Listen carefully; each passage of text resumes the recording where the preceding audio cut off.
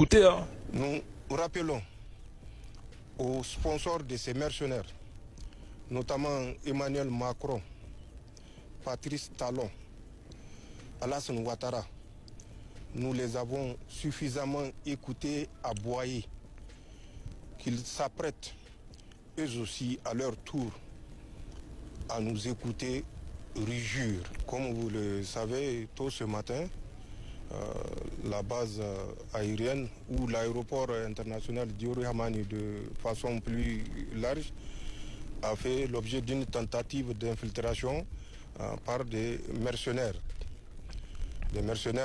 téléguidés.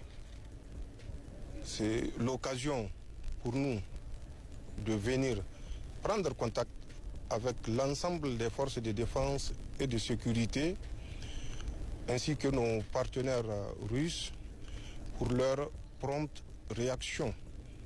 Réaction qui a permis dans les 20 minutes qui suivent de mettre l'ennemi totalement en déroute. Nous les avons assez longtemps écoutés aboyer. Vous jouez aux agressifs, vous accusez l'AES de vouloir vous déstabiliser, vous passez votre temps à menacer alors qu'en réalité vous êtes inoffensif. Vous ne mordez pas. Vous êtes incapable de faire quoi que ce soit au Niger et je trouve que c'est un constat.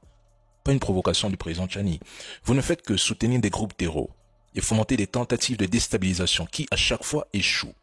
Pendant que vous critiquez l'AES, ces pays avancent. Il faut le comprendre une bonne fois pour toutes. La récréation est terminée.